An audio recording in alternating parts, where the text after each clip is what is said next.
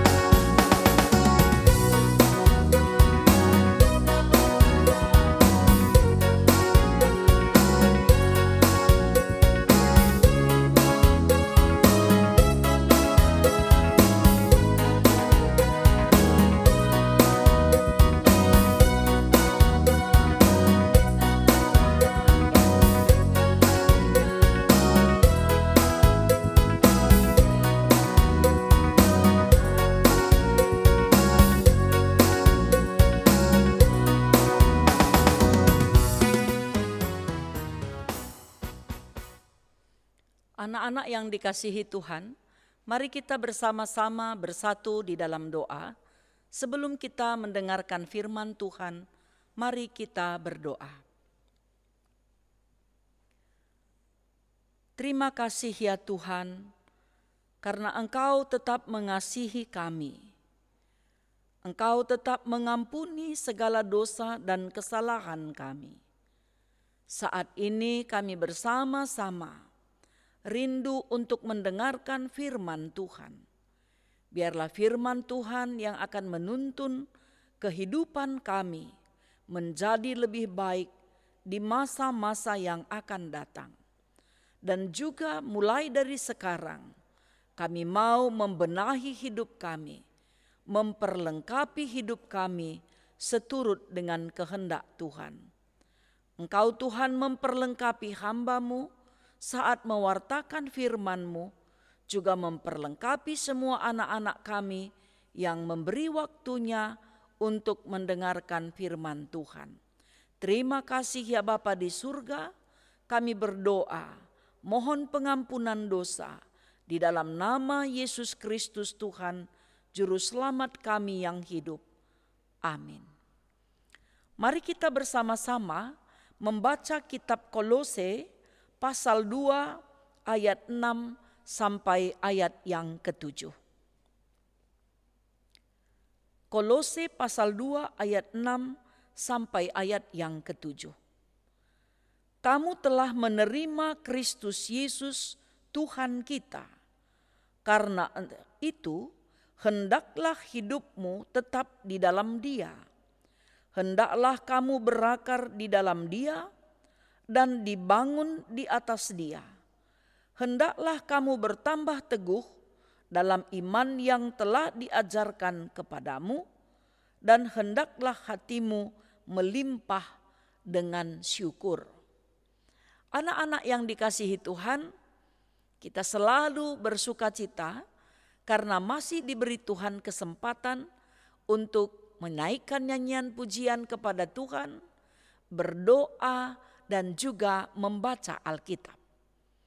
Kita percaya bahwa Tuhan selalu mengajarkan kita banyak hal tentang kehidupan dari firman Tuhan, Dan banyak hal yang kita harapkan terjadi dalam hidup kita, kita mendoakannya kepada Tuhan di dalam doa dan permohonan kita. Pada saat ini tema kita adalah hidup dalam Kristus. Kitab Kolose ini adalah kitab yang ditulis oleh Rasul Paulus kepada jemaat di Kolose. Karena dia terpanggil untuk menguatkan iman jemaat melalui pengajaran-pengajarannya tentang siapa Tuhan, tentang keselamatan, bagaimana kebangkitan dan kematian Yesus Kristus di dalam kehidupan orang yang percaya. Karena banyak misteri dalam hidup ini yang kita tidak pahami. Tetapi bila kita hidup di dalam Kristus dan tinggal di dalam Kristus, kita akan memahami siapa Tuhan, bagaimana karya Tuhan, pertolongan Tuhan untuk setiap orang yang percaya. Dan di dalam pembacaan kita ini Paulus mengingatkan kembali kepenuhan hidup di dalam Kristus. Orang yang telah menerima Kristus Yesus, hidupnya harus tetap di dalam Dia. Karena tidaklah cukup kita mengatakan aku percaya kepada Tuhan Yesus, aku percaya Allah Bapa pencipta langit dan bumi, Yesus Kristus itu juru selamat manusia, dan Roh Kudus tetap menyertai setiap orang yang percaya sepanjang zaman. Tidak cukup hanya diucapkan. Tetapi bagaimana kita dapat hidup di dalam Dia? Inilah nasihat Paulus kepada jemaat di Kolose. Dan dia gambarkan hubungan itu harus tetap teguh dibangun dalam rasa percaya yang sungguh-sungguh kepada Tuhan Yesus. Hendaklah kamu berakar di dalam Dia. Jadi di sini Paulus menggambarkan hubungan antara orang yang percaya dengan Allah itu dalam hubungan dunia pertanian. Bagaimana akar berhubungan dengan batang, begitu juga dengan buah. Karena kalau akarnya bagus, itu pasti akan membuat batang yang bagus, menghasilkan ranting yang bagus, memiliki daun yang lebat, serta buah yang lebat dan hasilnya sangat memuaskan karena enak dan manis rasanya. Begitu juga dengan orang yang percaya kepada Tuhan Yesus.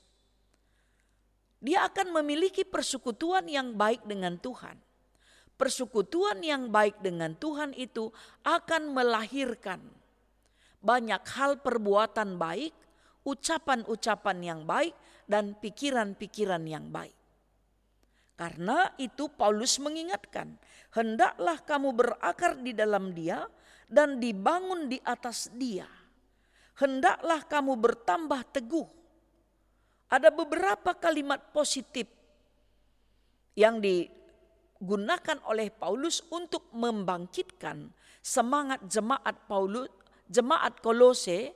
Paulus mengingatkan mereka supaya tetap kuat di dalam iman. Jadi hendaklah ini merupakan kata nasihat supaya mereka berakar di dalam Kristus. Jangan berakar di dalam pengajaran-pengajaran yang menyesatkan. Karena pada waktu itu juga berkembang pengajaran yang mengatakan bahwa orang harus hidup di dalam pengajaran roh yang diawang-awang dan hidup di dalam sunat dan Taurat. Itulah yang menyelamatkan menurut mereka. Ini berarti kalau kita melakukan undang-undang Taurat, ini menunjukkan bahwa manusia yang mengerjakan keselamatannya. Tetapi orang yang hidup dan berakar di dalam Kristus akan selalu gemar, rindu, mencari kehendak Tuhan di dalam hidupnya. Dan dia tidak mau melakukan pelanggaran-pelanggaran atau melakukan kejahatan di dalam hidupnya karena dia sudah berakar di dalam Kristus. Akar yang kuat itu akan menuntun dia melakukan banyak hal yang baik. Inilah yang diharapkan oleh Paulus dilakukan oleh anak-anak Tuhan. Dan ketika kita berakar di dalam Kristus, kita akan dibangun di atas Dia. Sama seperti akar, hubungannya ke batang yang sangat bagus. Kalau bangunannya bagus, pondasinya bagus, kita percaya bahwa bangunan berikutnya juga akan lebih bagus lagi. Dan juga disarankan, dinasehatkan, diperintahkan oleh Paulus, hendaklah kamu bertambah teguh di dalam iman. Bagaimana bertambah teguh di dalam iman? Orang yang selalu mencari kehendak Tuhan di dalam hidupnya akan mengetahui apa yang harus dia lakukan. Dia akan tahu apa yang harus dia tinggalkan. Dan dia juga mengevaluasi hidupnya apa yang belum dia lakukan. Sehingga dia punya cita-cita untuk melakukan apa yang belum dia lakukan, memperbaiki apa yang sudah dia lakukan, dan meninggalkan apa yang tidak baik yang sudah dia lakukan. Ini mengingatkan kita bahwa bertambah teguh di dalam iman, ini mengajarkan kita supaya melimpah dengan rasa syukur. Ya, sama seperti yang disebutkan di dalam dunia pertanian tadi yang disebutkan oleh Paulus, ya. Akar yang bagus menghasilkan batang yang bagus dan seterusnya sampai menghasilkan buah yang bagus. Buah yang bagus itu akan dinikmati oleh banyak orang. Karena hidup orang Kristen itu seperti surat terbuka, semua orang dapat melihatnya dan membacanya. Sama seperti orang yang hidup di dalam rumah kaca, di mana setiap orang dapat melihat semua yang dia lakukan dan tidak ada yang tersembunyi untuk setiap yang dia lakukan. Oleh karena itu, anak-anak yang dikasihi Tuhan, ketika Paulus menyatakan tentang keberadaan dan keberlangsungan ciptaan Tuhan, anak-anak Tuhan juga harus menghargainya. Bahwa kita ini adalah ciptaan Tuhan yang berharga. Bagaimana kita memelihara ciptaan Tuhan yang baik kalau kita tidak mampu berbuat baik? Kebaikan Tuhan Dia telah berikan kepada kita. Itulah yang menjadi modal kita untuk melakukan kebaikan kepada banyak orang. Karena orang yang hidup di dalam Kristus memiliki kasih yang sempurna, mau berkorban, mau mengampuni, tidak menghitung-hitung seberapa banyak kesalahan yang dilakukan oleh orang lain kepadanya. Dan juga orang yang hidup di dalam Kristus juga memiliki pengharapan yang kuat akan masa depannya, memiliki iman yang teguh sehingga ketika terjadi sesuatu yang tidak diinginkannya di dalam hidupnya, dia tetap mengandalkan Tuhan. Pertanyaannya sekarang, bagaimana dengan anak-anak yang dikasihi Tuhan? Apakah kita sudah hidup di dalam Tuhan? Kalau kita sudah hidup di dalam Tuhan, semua punya keinginan untuk selalu melakukan yang terbaik di dalam hidupnya. Janganlah kita kotori mulut kita dengan ucap-ucapan yang kotor, dengan suka berkelahi, atau kita memikirkan hal-hal yang negatif tentang orang lain, atau dari tingkah laku kita kelihatan sehingga orang merasa tidak nyaman bersama-sama dengan kita. Kita belajar dari teladan Kristus. Ketika Tuhan Yesus hidup di dalam Bapa dan Bapa di dalam Dia, Dia mampu melakukan banyak hal yang baik di dalam hidupnya untuk keselamatan orang yang percaya. Anak-anak Tuhan harus bertobat kalau melakukan kesalahan. Kalau sudah kita mampu berbuat baik, perbuatan baik kita itu berdasarkan perbuatan baik yang Tuhan telah teladankan untuk kita teladani dalam hidup kita sepanjang waktu.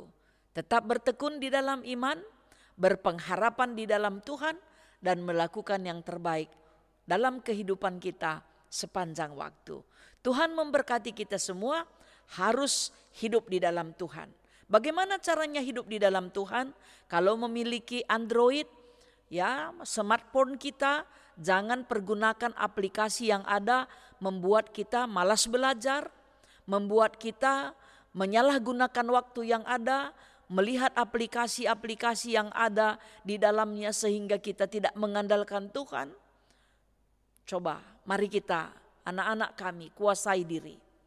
Jangan sampai terjerumus ke dalam dosa karena perkembangan teknologi informasi ini memang sangat luar biasa. Orang yang mengandalkan Tuhan dapat menggunakannya dengan baik.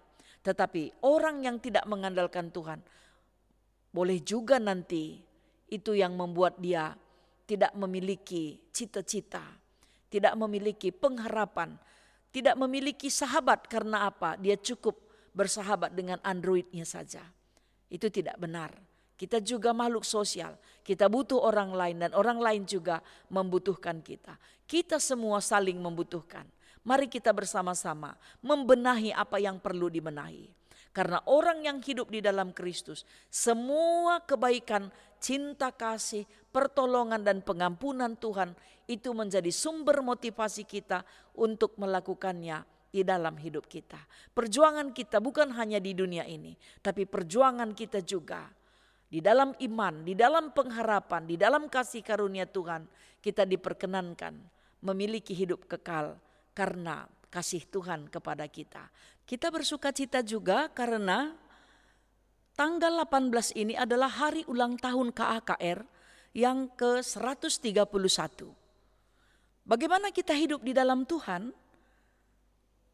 Apakah hasilnya bagi orang yang hidup di dalam Tuhan? Dia mau mengasihi, selalu bersyukur di dalam hidupnya, panjang sabar, rendah hati, mau menolong, dan juga selalu bersuka cita. Karena kita melihat bahwa berkat Tuhan sangat banyak sudah kita peroleh di dalam hidup kita. Oleh karena itu juga kita terpanggil menjadi berkat bagi orang lain. Usia KKR sangat panjang. Ini sangat luar biasa karena pertolongan Tuhan. Seandainya tadi kita bisa bertemu, kita sudah merayakannya bersama-sama. Tapi yakinlah, percayalah bahwa semua masalah pandemi COVID ini akan berakhir. Dan Tuhan akan memberikan cara yang terbaik untuk mempertemukan kita bersama-sama. Di dalam semua kegiatan-kegiatan gereja dan juga PA, dan dalam pertemuan-pertemuan yang sudah lama kita impikan dan harapkan. Selamat ulang tahun buat anak-anak kami KAKR dimanapun berada. Tuhan menyertai, tetap semangat, tetap mengandalkan Tuhan dan selalu hidup di dalam Tuhan. Amin. Mari kita bersama-sama menaikkan nyanyian pujian kita kepada Tuhan dan kita bernyanyi dari nyanyian Terimalah Sukacita. Mari kita nyanyikan bersama-sama.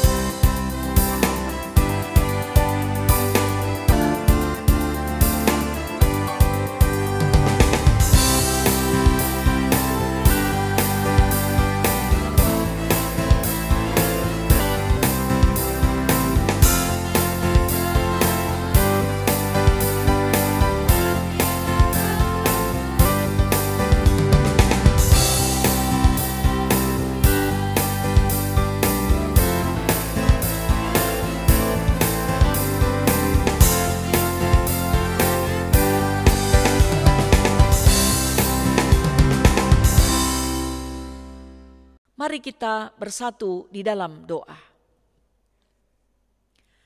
Terima kasih ya Tuhan, karena KAKR telah berusia 131 tahun.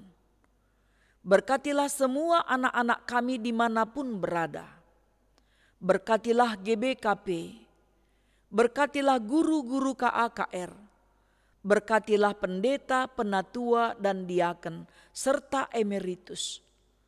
Bersama-sama dengan semua anak-anak Tuhan yang Tuhan telah tetapkan untuk bekerja di ladang Tuhan, supaya mereka selalu hidup di dalam Tuhan dan mengandalkan Tuhan, berakar dan tumbuh di dalam Tuhan. Kami percaya semua itu karena kasih karunia-Mu. Ya Bapa di surga, berkatilah kami semua, supaya kami selalu hidup di dalam Tuhan. Berkatilah anak-anak kami supaya rajin berdoa, rajin membaca Alkitab, menghormati orang tua, juga saling mengasihi dengan saudaranya, rajin mengejar cita-citanya dengan tekun belajar. Ya Tuhan, jauhkanlah anak-anak kami dari segala hal yang tidak baik. Kiranya Tuhan Engkau menuntun, menolong dan menopang mereka, supaya hidup mereka selalu berkenan di hati Tuhan. Ya Bapa di surga, kiranya Engkau memberkati anak-anak kami yang berulang tahun, supaya mereka juga tetap bersuka cita. Anak-anak kami yang berprestasi tetap meningkatkan keinginan untuk belajar dengan sungguh-sungguh. Anak-anak kami yang belum tekun belajar, supaya menggunakan waktu yang baik dan selalu mengandalkan Tuhan. Ya Tuhan, kami juga berdoa untuk anak-anak kami yang berduka cita. Mohon kiranya Engkau hiburkan mereka. Berkati semua orang tua anak-anak kami, supaya segala sesuatu yang dibutuhkan untuk keperluan anak-anak kami dapat tercukupkan. Karena Tuhan menganugerahkan rezeki dan Tuhan menganugerahkan kesehatan kepada mereka. Terima kasih ya Bapa di surga. Inilah kami dan doa kami. Kami berdoa di dalam nama Yesus Kristus Tuhan, yang telah mengajarkan kami doa seperti yang diajarkan oleh Tuhan Yesus. Mari kita ucapkan bersama-sama. Bapa kami yang di sorga, dikuduskanlah nama-Mu. Datanglah kerajaan-Mu. Jadilah kehendak-Mu di bumi seperti di sorga. Berikanlah kami pada hari ini makanan kami yang secukupnya, dan ampunilah kami akan kesalahan kami, seperti kami juga mengampuni orang yang bersalah kepada kami. Dan janganlah membawa kami ke dalam pencobaan, tetapi lepaskanlah kami daripada yang jahat. Karena Engkaulah yang mempunyai kerajaan dan kuasa dan kemuliaan sampai selama-lamanya. Amin. Selamat ulang tahun buat semua anak KAKR dimanapun berada. Tetap bersukacita, Tuhan menyertai dan memberkati semua anak-anak kami.